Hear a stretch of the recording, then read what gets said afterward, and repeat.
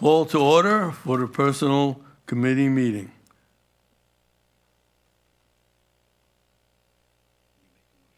I make a motion to Approve the agenda. approve the agenda. I second. Any discussion? All in favor? Aye. Aye. Any opposed? Nay.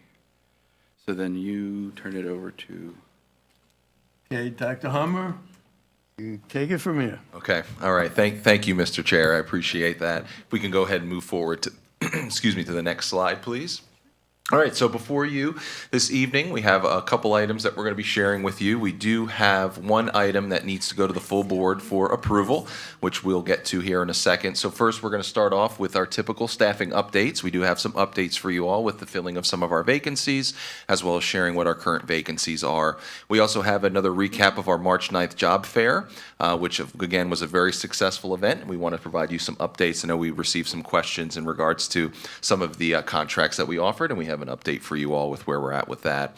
We also want to provide another update with our new supervisor positions. We were able to hire 2 fantastic new supervisors in HR, and one of them has already started. The other is going to start in July 1 because we're going to fill that principal position at Orchard View, but we're going to break down each of those positions, talk about what they're doing, and then, of course, answer any questions that you have. Then we want to talk through the hiring process. That is a very involved process because we want to make sure that we are getting the right administrators in the right position. So we're going to talk through what that process looks like, and then if you all have any questions about that, we will answer them at that time. And then we've also received a lot of questions from you all in regards to background checks. Again, we want to make sure that we have the right people in these positions, and we want to talk through how thorough we are whenever we are considering those items. So we are going to talk through that piece, especially when we have volunteers in our buildings as well.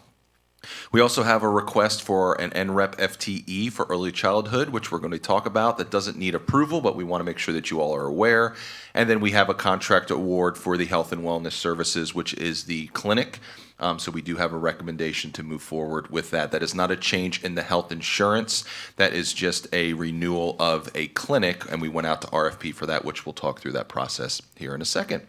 And as I mentioned, all of these items, except for that last item, are for information. The last item there is for the full board for approval. So with that, I will now hand it over to Mrs. Frakely and Mrs. Campbell. Thank you, Mr. Chair. All right. Good afternoon. Did everyone watch the eclipse? Did you get your? All right, now that we've done and seen that, it's perfect time for Personnel Committee. We'll kick things off with our staffing update. Exactly. So you're looking at professional vacancies as of March 27th of this year, 2024. This looks pretty typical and aligned with what we've been seeing the last couple committee meetings. And we'll break down what those teacher vacancies look like on the next slide, but give you guys a second to check this out.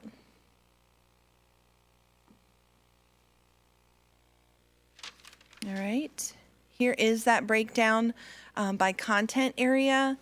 So same top 3, I believe we've been seeing consistently. There's a pretty big gap between that special education and elementary classroom. Content areas 16, 9, 5, all the way down. So special education still tends to be a priority, pretty big priority for us in terms of filling those vacancies, and elementary classroom is up there as well. Yes, sir. Mr. Chairman, if I may. I have a quick question. The classification of staff, is there a difference between the classification of teachers for instance, special ed versus elementary versus like music, art, phys ed, that type of thing, as far as salary is concerned or anything like that? Like you have administrators who have a certain classification, and then you have teachers that have a certain classification. They're all on the teacher scale. They're all on the teacher scale? Yeah. So I'm wondering if it wouldn't be something to look at to create a new scale for special education, because we seem to have such a difficult time, and we're not the only ones, it's around the country. Right. But a different classification for special ed where their salaries are a bit higher than general education, because I'm a general ed teacher. I will never go into a special education classroom because I know I'm not qualified nor patient enough for that. Sure. And I think what they do is amazing, and I'm just wondering if that's something that's ever been done anywhere.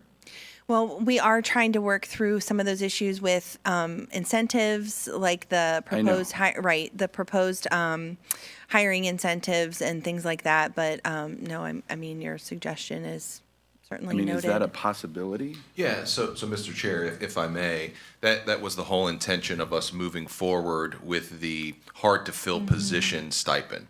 No, I Because, understand. right, Yeah. so that is a starting point for us. It was considered, and I'm sure the team can probably chime in for those that were here before us, is that this was considered, I want to say 2 years ago, in regards to doing that. And I think there was a lot of questions in regards to supporting our special education staff and then that not moving forward. And there was, I think, some turmoil going back and forth there. Don't know why or how that happened. That's just based on what was shared with me. So is that something we can take into consideration? Sure we can. As I've shared with you all going through this budget process, we need to be very careful, though, that we are not pitting staff against each other. But we definitely need to prioritize vacancies, and that is why we move forward with the hard-to-fill positions and not delineating that out. Because next year, that could switch, and we might have elementary higher than special ed, and then we have to make sure that we're trying to fill those vacancies. So is it something we can do in the future? Sure, if that's something the board would like to see us do, but we just need to be careful we're not pitting staff against each other. Right, no, I understand, and I'm not asking to do that like immediately, just sort of keep that in the back of your minds as something to look at in the future, because I think special education, the requirements they go through are certainly much more in-depth and greater than what general education teachers go through. So anyway, just something to take into consideration for the future, for sure. Thank you. Thank you. All right, so when we look at our professional vacancies filled for this current school year, a lot of numbers stand out here. Particularly, we've got 13 administrator new hires. And then our new hires for teachers, I believe that's gone up 2 since you saw this last month. So we'll tell you here in a second where those 2 fall in terms of expertise, years of experience.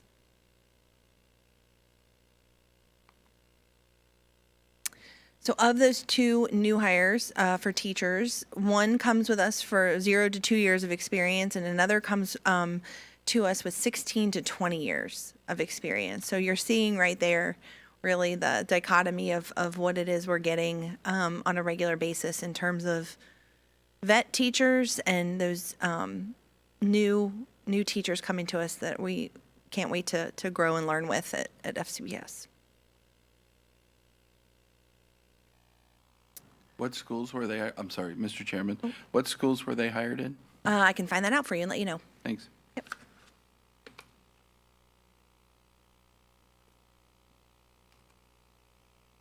All right, our support vacancies. Same numbers you've seen relative in the last couple meetings. Instructional assistants are up there, full-time flex subs. We are whittling that number down from 1 per building. So we've hired 13, I believe. There were 20, I believe, of those. So we've hired 13 of those in. The bus driver number, right, 5, that's a pretty good looking number. It's not too crazy high, but we're always working in that area as well. Any questions around support vacancies?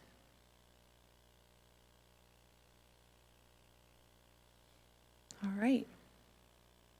Moving into the job fair. We had a lot of really nice compliments about the job fair, particularly from our own internal staff that had helped us run and administer the job fair. We certainly surveyed as HR professionals. We love a good survey. So we rated as excellent for organization and then support from the HR team. So kudos to the HR team for that.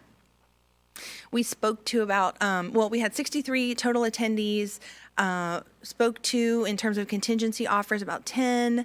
6 out of those 10 accepted right there. And so then when we had folks marked for follow-up based on where positions were located in need, we had 3 additional there for a total of 9 new hires as a result of the fair. So for a gloomy, rainy day that it was a pretty good turnout. Mr. Chairman, sorry, I talk a lot, I know. No, I want to say that I attended this last year as on the other side, and Dr. Angelo was one of my interviewers. He didn't hire me, but that's okay. But I want to say that Ayler does a fantastic job with this, and it's a wonderful thing. I would even think we maybe do more than one, quite honestly, because there's different and you know this. There's different periods of time where teachers are looking for jobs. Like in the Right. winter, right after Christmas, sometimes people tend to jump ship or move, and then also when you've done this in March in the spring, because they're looking for June. But even thinking about the summertime, like, I don't know, maybe March to May would be too close together, but certainly, you know, doing 2 a year might be something to look into.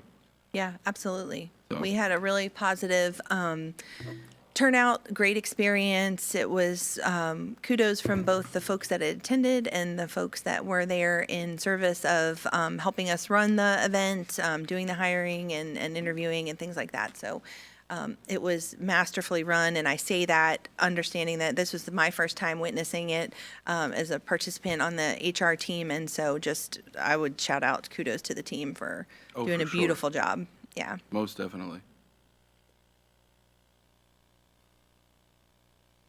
All right, so just giving you guys a little recap. You met the team a few months back, and that was great. And so now we have 2 new folks joining the team. Our HR Supervisor of Employee Services, Ms. Tachika Edwards-Johnson. She started 2 days after the board meeting when she was approved by you all, and has hit the ground running. Just been a tremendous asset to the team. She brings 25 years plus of experience in HR, nonprofit, and federal government contract services. So really just a huge breadth of experience, but wanted to reinforce why we're having this position and why we're so excited about it. And it really speaks to that first bullet there, that one-to-one support for our buildings and our principals and leadership in those buildings when it comes to employee services. Those people in our buildings are people managers, right? Not only are they the instructional leadership of that school, their behavior for students, leadership and across the board, but they are people managers. And so with that, they need support and coaching and guidance, just like any other people manager. So we're really excited to have this position plug in that way. In addition to overseeing benefits and leave, which as we grow as a division, grows as well. Those issues that we are talking about when we are performing that internal customer service for our 2,500 plus people. So also tying this position into performance management, tidying that up, making sure that's running smoothly, and aligning that with division goals. And then really digging in and taking a look at personnel policy and being able to, keep time with what the division needs as we grow and expand in under your leadership and that of, potentially looking at the addition of more students and as the county grows and we add personnel. But yeah, really excited that she's going to be in that position to help us with employee relations issues that we see coming up and need support with. Any questions about that? There's no limit on questions, just from us. It's not what Shane said. All right, so in July, as Dr. Hummer said, we will be welcoming Miss Rachel Rinker. She's currently the principal at Orchard View Elementary School. She is joining our team as the supervisor of recruitment and retention. And again, that same top bullet point matches in both of these positions because that really is the critical crux of why we need these supervisors in our department and why they will be such a huge asset to us. And that is to providing that one-to-one support and guidance. So, we facilitate the overall onboarding process, hiring process, and recruiting process at a really high level division-wide. But ultimately, what folks are signing up to do is work in these buildings under these particular leaders of, in these environments and work cultures that they just really feel attracted to and a part of. And so it's really important that our buildings get that specialized support. And then, of course, when we're talking about division-wide initiatives and strategies, how can these supervisors plug into that and help guide bigger strategy division-wide? So not only will they be doing that on a regular basis, but certainly, headlining our recruiting efforts, job fair efforts, also working on that strategic development and retention initiatives, and helping us to clean up and maintain really big, high-level initiatives like job descriptions. We're managing lots of job descriptions. People are doing a lot of different things. Keeping that current, keeping that fresh and updated is really important. Mr. Chairman? Oh, did you want to? I was wondering, compared to other districts, with the personnel that we're hiring, are we at a par with other districts so far as personnel and the supervisors? In terms of adding these two positions, so it depends on what districts you're looking at. So what we talked about a couple months ago was making sure that we are capturing adequate staffing for good internal customer service. So HR teams tend to be lean. They tend to be small but mighty. But in some districts, HR departments can be really big. It usually depends on the size of the district, unless there's a particular affinity for staffing at a larger number. But I would say we're pretty on par with what's around us. There are a couple that stick out that have a larger HR department, but in terms of the way we're trying to align to best serve our folks as well as recruit and retain, this is a huge step forward for us in the right direction in terms of doing that. So do you think we're going to keep a par with the influx of new population coming into our district and the building of all these condominiums and apartment buildings with the staff that we have established at this point? Do you think we'll be able to hold the line for a while? in terms of the HR department? Yes. Yes, sir. I think that if we implement strategically some tools to help us as well, like some technology, that we have a really outstanding team that can, be still small but mighty, but also outstanding. In that, if we get some tools, we could certainly, Thank you. what would I want to say? We could certainly make more efficient some of our processes. That's what I would say. Mr. Chairman? I'm wondering, will this person be, Ms. Rinker, will Ms. Rinker be reporting to, or will there be a report on recruitment and retention since this is a new position? And if not, can there be? So that we, like on a month-to-month for the personnel committee, if we could hear what she's doing, how she's doing, and that sort of thing. Just, I don't know if I'm allowed to ask that alone, but I'm asking alone. So. The answer to that, Mr. Bell, is absolutely we can do that. All right. Yes. And that way, we have a better understanding of what you're doing for this, because I know at least my constituents ask, how are we keeping our teachers when we're paying them so low and don't provide them, blah, blah, blah, blah, blah. You get the point. But Right. So this way, we would have an answer for them, or at least be able to find someone to give them the answer since this new position exists. Sure. Or they're able to tune in month to month, and we could have Rachel come and feature what That would it be is. great. Yeah, absolutely. Okay, thank you. Okay, so moving on to the hiring process. You all saw this graphic. I want to say it was last month. We did an overarching walkthrough of the hiring process in general. So this will make sense when we get to the next slide, but all of our hires go through this process. So there isn't a position that doesn't go through this process. And that's because we are really meticulous and careful in our vetting and sticking to this process for a whole lot of reasons.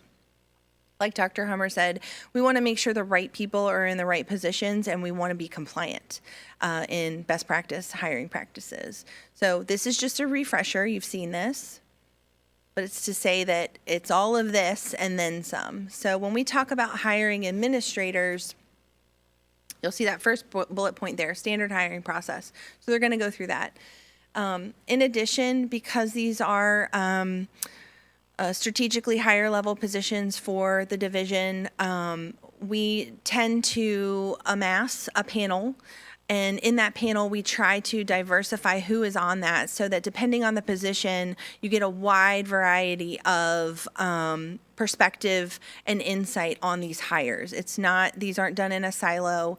They aren't one-on-one interviews, and that's done intentionally so that folks are vetted through a variety of perspectives.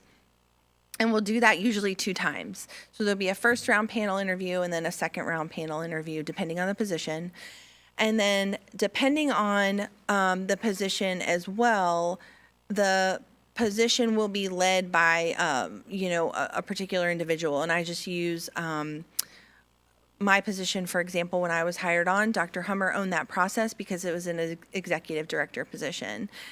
So he would set the panel and things like that. If we're hiring a principal, Dr. Angelo owns that process and he would set that panel. Ask individuals to join for a variety of reasons and things like that. So when we hired the supervisors in HR, Kristen and I owned that process. So we were able to direct that panel and things like that. So it really is dependent on who the hire is. But these things, these hires done at the administrator levels are very meticulous and thoroughly planned because they are really important hires. Any questions about that? Okay. Cruising right along. So with our hires, all of the staff completes the following as a contingency of their employment. So if something comes back that red flags, as employers, we have that ability to stop the process of hire based on what comes back for these individual checks. So we do a background check via central registry, which is child abuse and neglect. We do a fingerprint check, which is the FBI federal criminal background check. And no one starts in their position until their fingerprint check comes back as passed. So with that said, I'm happy to entertain any questions about that, but it's pretty straightforward and it's pretty standard and everybody does it. I think, I'm sorry, Mr. Chairman, I think I had a question when we talked about this before. I know it goes back the last 5 years, but what if they've lived out of state for those at all? Would they have to go back further? Do you check the other states? How does that work? We do check surrounding states if they participate in central reg requests. Oh, So I know not all of them do. not I've had to every make state several calls. They're a pain in the butt. does. Texas, stay away from Texas. Good tip. Yeah, not every state does. So we do perform those multi-state. Okay. All right, thank you. Yeah. Okay, and then we had a question about volunteers. So those people who want to be volunteers with the division, this is the process, and I know it's a lot of language on this page, so we'll just quickly go through it. But volunteers are handled at the building level, and then they work in conjunction with Mr. Goodwin's office as Assistant Sup of Administration. So they are vetted through the National Sex Offender Registry process. They are documented in terms of using the volunteer form, and then all of that happens at the building in which they want to volunteer in. And so we don't really micromanage that from the perspective of that coming to HR. Overarchingly, they work with their buildings to do that. And then that comes to you all for your approval when you get personnel information, and then you have to vote on that. You all are seeing these folks and then approving them in those votes for personnel action. Sorry, I'm going to keep going. Mr. Go. Chairman, do the staff that work in this building have to go through the same background check that the teachers do? Yes. So then why is it that the board doesn't? Good question. Dr. Elmer? Mr. Chair, because they're elected officials, they're not employees. I understand. Is there a law or a code that codifies the fact that we shouldn't be or can't be? Not understanding your question. I'm sorry, Mr. Bell. Well, no, I'm just wondering, is it like a code or something that states that elected officials aren't background checked? I don't know. I'm asking. I honestly don't know. No, not to our knowledge, no. Excuse me, some divisions do background check board members and other folks who are elected officials who happen to volunteer, such as a sheriff of the county. Although they're elected official, they're serving time in school, they go through the background check. Sure, and we, of course, would be serving time in, I mean, I'm in the schools a lot. Right. As a parent and as a board member, so I was just wondering, how would we go about? Yeah, Mr. Bell, if I may, I think we're talking about two different things. Oh, So- I'm sorry. So because we talked about this when the new board came on board, because there was a lot of questions about board members getting into schools, and we do have a policy for visitors coming into schools. Oh, I know. Right? So visitors should not just be coming into schools and surprise, here I am because I'm a school board member. So none of our board should ever be left alone with kids at any given time, right? For that particular reason. However, as I've shared with you all, it is great that you all get into schools. We need to continue to get in schools, and we'll continue to help facilitate that. But it needs to go through my office or the principal in order to arrange that and set that up. So that's why in that regard, there would be no reason to do a background check for Frederick County Public School purposes. But holistically speaking, for elected officials, there's no code that dictates that. Thank you. Does that make sense? It does. Okay. Yeah, and I'm just curious. I mean, we're involved with the schools, so I didn't know if that was a thing. Yes, sir. And that's the only reason I asked. So, Yep. Thank you. Makes sense. All right. Sorry, Oh, let me back up. Any questions about the volunteer process before we move forward? Okay. I promised her a fabulous introduction. So I'm coming to the stage now to talk about NREP. Is it Kristen or Patty? Okay. And our clinic is the fabulous Kristen Anderson. At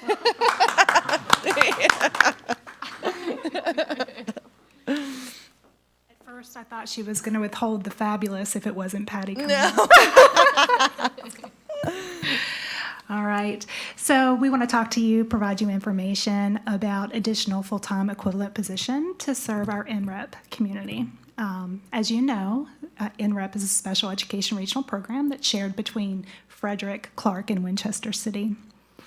It is governed by a board of the superintendents from those three localities. Therefore, that board makes the decision. Frederick County is involved because we serve as the fiscal agent for the program. And what that means is fiscal agent, we're paying their bills, we're billing the localities for the money in which to pay those bills, as well as maintaining the employees. So the NREP board, the three superintendents recently approved an additional early childhood teacher to serve the program because the early childhood special education enrollment is growing. So again, this is just to provide you that information. That adds 1 FTE to our total FTEs. And a lot off your plate. So there are no questions? Again, this is just for information. Okay. Thank you. Now I'm going to turn it over to the fabulous Mrs. Camry, who's going to Yes. talk to you about the health clinic proposal. Yeah, whatever. I was waiting for the clap. Thank you. Oh, sorry. Stand up. Thank you. Thank you. So, it's kind of fun to come up here and talk about something so positive as our clinic. You asked earlier, Mr. Bell, about how, since we're not paying our teachers very much, how do we attract them here? Well, we feel like our clinic, both HR and ourselves and finance, feel like that clinic is one of those things that we offer that other people do not offer for our employees. We started this clinic about 4 years ago, just to give you a little bit of a background. Since then, Winchester City started theirs, I think about 1.5 years ago, something like that. So we were the first in the area to open it up for our employees and for those on the employees' health that also our employees carry for spouses and children 2 and above to come to our clinic, as long as you're on our health insurance plan. It is located right across the street over here currently from James Wood Middle School, and it is open 5 days a week. We do try to tailor the hours based on when the employee started trying to go, which is 7 o'clock in the morning and sometimes at the end of the day. So we kind of feel like it's been a very good success, but also what's happened to us is more people have gotten into the market of offering a clinic. So therefore, we have been with this care team for almost 4 years. We went out to bid and went through that process, and we had 5 bidders come forward with a committee, and then we had them come and do a presentation and listen to what they had to offer. So what we're asking you to do today is to move to the full board at the next meeting on Tuesday, the award of $650,000 per year to Valley Regional Enterprises, which is a subsidiary of Valley Health. Why that kind of stuck out with us is they're bigger. They also offered the fact that we currently have a registered nurse, a nurse practitioner, who serves as our clinic. We also have a lab technician, and then we have a scheduler. The same kind of setup will be offered here as well.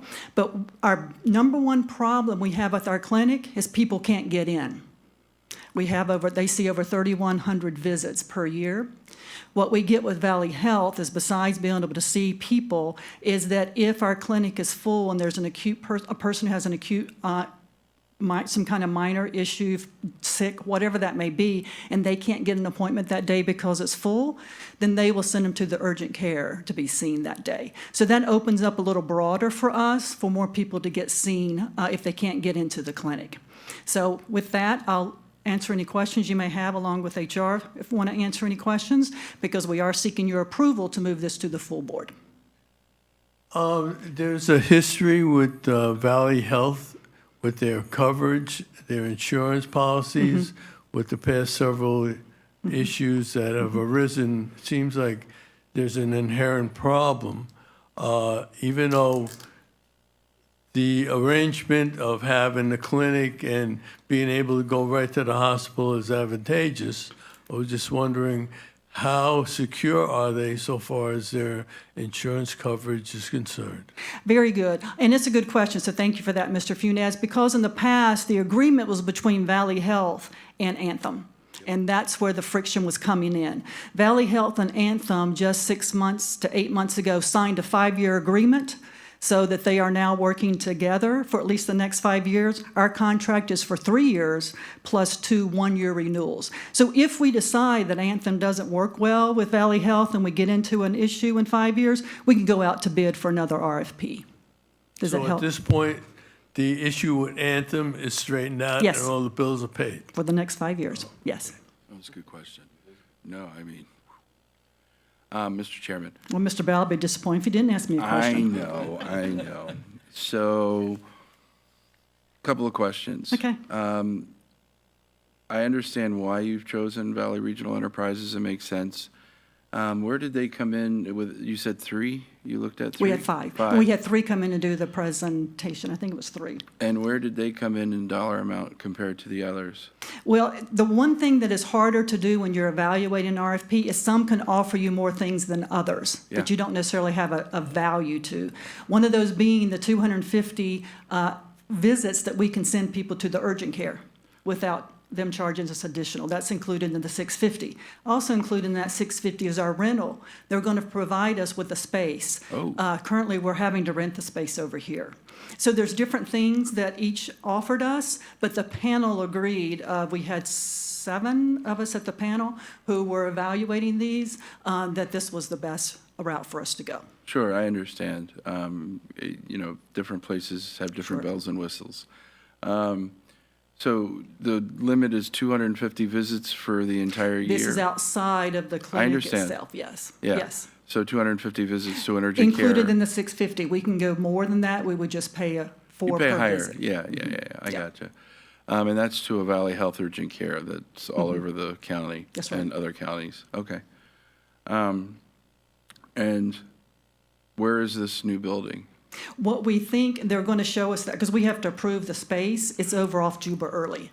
There's some offices back there behind Grand, I think, over there that are medical offices. Yep. Or Schul's, I think, back Near behind Schul's, there. yeah. Yeah. Yeah, there's some medical facilities back Yeah. there anyway. We haven't seen it yet, but that, we've had that in our agreement for us to look at it and approve the space. Okay.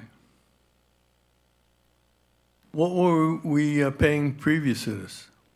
Previous for our project and everything else, it was probably in total, it was about 670,000. So we saved about 20,000 on this.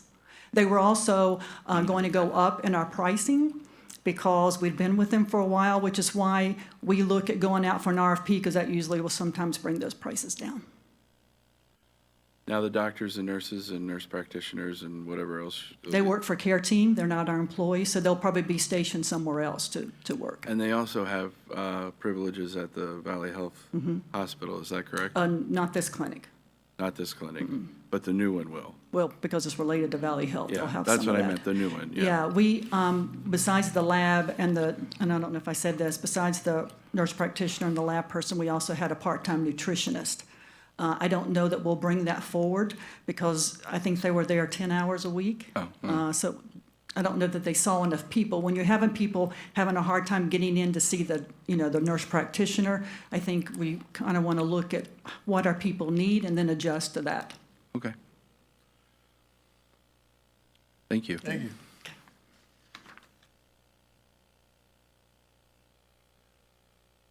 So, Mr. Chair, if I could make a recommendation, we do need this to go to the full board for approval, so we're looking for a motion for that.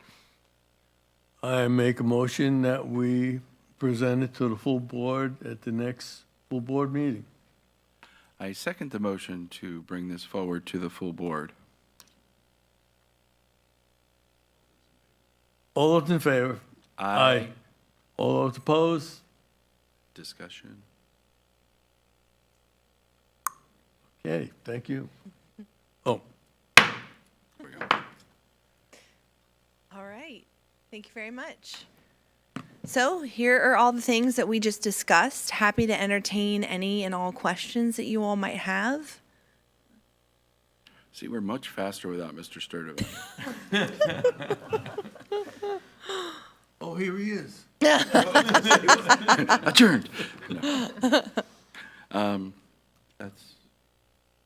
I don't have any questions, thank you. Okay. It was very good, thank you very much. Thank you. Always improving. Thank you. Appreciate it. So then, can I make them, yeah. I make a motion that we adjourn the meeting? Second. Meeting is adjourned. No, all those in favor? Oh, all those in favor? Aye. Opposed? No, and then, Okay.